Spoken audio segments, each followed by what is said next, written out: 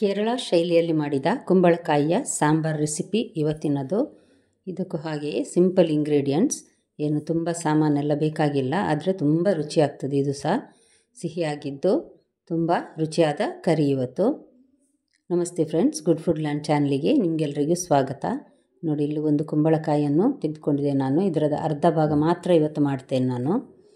ನೋಡಿ, ಅದೇನು ಅರ್ಧ ಕೆ.ಜಿ ಆಗಬೇಕು ಅಥವಾ 1/4 ಕೆ.ಜಿ ಆಗಬೇಕು ಹಾಗೇನಿಲ್ಲ, ನಿಮಗೆ ಬೇಕಾದಷ್ಟು ಹೋಳನ್ನು ಕಟ್ ಮಾಡಿ ಮಾಡುವ. ನಾನಿದ್ರ ನೋಡಿ ಸಿಪ್ಪೆ ತೆಗಿತಾ ಇದ್ದೇನೆ.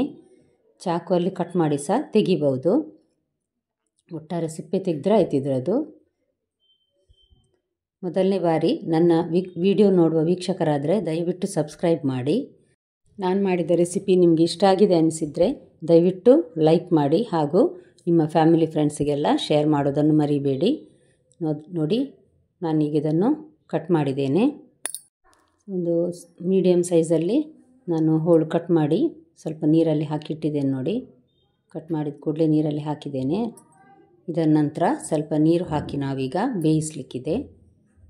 ಒಂದು ಪಾತ್ರೆಗೆ ಸ್ವಲ್ಪ ನೀರು ಹಾಕಿ ಈಗ ಬೇಯಲಿಕ್ಕೆ ನಾನು ಇಟ್ಟಿದ್ದೇನೆ. ನೋಡಿ, ಸ್ವಲ್ಪ ಉಪ್ಪು ಹಾಕಿದರೆ ಸಾಕು ಬೇಯಲಿಕ್ಕೆ, ಮತ್ತು ಬೇರೆ ಏನು ಹಾಕೋದು ಬೇಡ.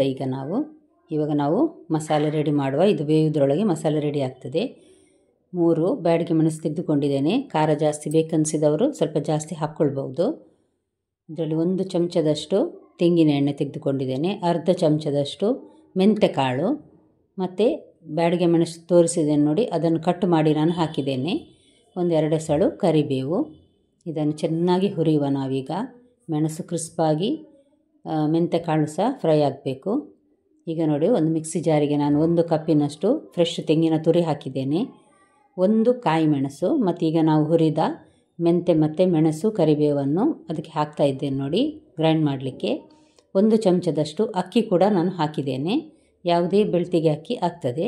ನುಣ್ಣಗೆ ರುಬ್ಬಿದ್ರಾಯ್ತು. ನೋಡಿ, ಈಗ ನೋಡಿ ನುಣ್ಣಗೆ ರುಬ್ಬಿ ರೆಡಿ ಮಾಡಿದ್ದೇನೆ ನಾನೀಗ. ಮಸಾಲೆದು ರೆಡಿ ಆಯಿತು.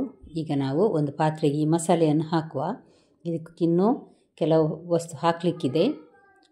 ನೋಡಿ, 1 ಕಪ್ಪಿನಷ್ಟು ಮೊಸರು ನಾನು ಚೆನ್ನಾಗಿ ಅದನ್ನು ಬೀಟ್ ಮಾಡಿದ್ದೇನೆ, ಯಾವುದೇ ಗಂಟುಗಳಿಲ್ಲ ಅದರಲ್ಲಿ. ಈಗ 1 ಕಪ್ಪಿನಷ್ಟು ಹಾಕಿದ್ದೇನೆ ಫುಲ್.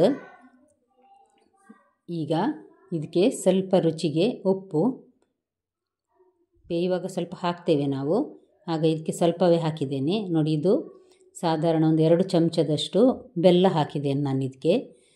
ಸಿಹಿಯಾಗಿ ಇದು ತುಂಬ ರುಚಿಯಾಗಿರ್ತದೆ ಈ ಪದಾರ್ಥ. ಯಾವುದೇ ಬೆಳ್ತಿಗೆ ಅಕ್ಕಿ ಆಗಲಿ ಅಥವಾ ಕುಚ್ಚಲಕ್ಕಿಗಾಗಲಿ ತುಂಬ ಒಳ್ಳೆಯದಾಗ್ತದೆ ಇದನ್ನು ಊಟ ಮಾಡಲಿಕ್ಕೆ. ನೋಡಿ, ಈಗ ಇದನ್ನು ರೆಡಿ ಮಾಡುವ ಹೊತ್ತಿಗೆ ನಾವು ಮಸಾಲೆ, ಇಲ್ಲಿ ಕುಂಬಳಕಾಯಿ ಬೆಂದಿದೆ. ಈಗ ಒಂದು ಪಾತ್ರೆಗೆ ನಾನು ಒಗ್ಗರಣೆ ರೆಡಿ ಮಾಡ್ತೇನೆ. 1-2 ಚಮಚದಷ್ಟು ತೆಂಗಿನ ಎಣ್ಣೆ, ಅರ್ಧ ಚಮಚ ಸಾಸಿವೆ ಹಾಕ್ತೇನೆ. ಸಾಸಿವೆ ಚಟಪಟ ಅಂತ ಆಗ ಕೆಂಪು ಮೆಣಸನ್ನು 1 ತುಂಡು ಮಾಡಿ ನಾನೀಗ ಹಾಕ್ತೇನೆ ಇದಕ್ಕೆ. ನೋಡಿ, ಸಾಸಿವೆ ಸಿಡಿತಾ ಇದೆ. ಕೆಂಪು ಮೆಣಸು ನಾನು ಒಂದೇ ಹಾಕಿದ್ದೇನೆ. ಸ್ವಲ್ಪ ಕರಿಬೇವು 1-2-3 ಎಸಳು ಹಾಕಿದ್ದೇನೆ ಇದಕ್ಕೆ ಕರಿಬೇವು.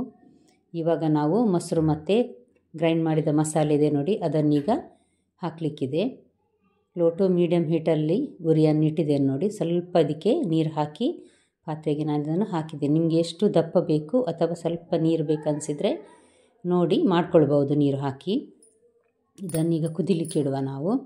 ಸ್ವಲ್ಪ ತೆಂಗಿನ ಹಸಿ ವಾಸನೆ ಹೋಗಬೇಕು. ನೋಡಿ, ಈಗ ಚೆನ್ನಾಗಿ ಕುದೀತಾ ಇದೆ. ಇಷ್ಟು ಕುದಿ ಬಂದ ಕೂಡಲೇ ನಾವು ಬೇಯಿಸಿಟ್ಟ ಈ ಕುಂಬಳಕಾಯಿ ಇದೆ ನೋಡಿ, ಅದನ್ನೀಗ ನಾನು ಹಾಕ್ತೇನೆ. ಅದರಲ್ಲಿ ಸ್ವಲ್ಪ ಇದ್ದ ನೀರನ್ನು ಸಹ ಹಾಕ್ತೇನೆ ಎಲ್ಲ.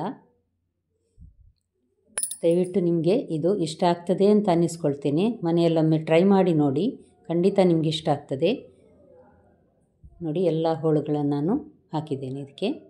ಈಗ ಒಮ್ಮೆ ಚೆನ್ನಾಗಿ ಮಿಕ್ಸ್ ಮಾಡೋ. ಇದನ್ನು ಮಿಕ್ಸ್ ಮಾಡಿ ಒಂದು ಸ್ವಲ್ಪ, ಅಂದರೆ ಇದು ಬೆಂದ ಹೋಳು ನೋಡಿ, ಹಾಗಾಗಿ 1-2 ನಿಮಿಷ ಕುದಿಸಿದರೆ ಸಾಕು.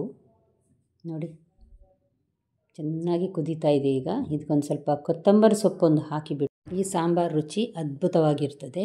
ನೋಡಿ, ಫ್ರೆಶ್ ಕೊತ್ತಂಬರಿ ಸೊಪ್ಪು ಹಾಕಿದ್ದೇನೆ ನಾನು. ಹಾಗಾದರೆ ನಾಳೆ ಮತ್ತೊಂದು ಹೊಸ ವೀಡಿಯೋದೊಂದಿಗೆ ನಿಮ್ಮನ್ನು ಮತ್ತೆ ಭೇಟಿ ಆಗ್ತೇನೆ. ಧನ್ಯವಾದ.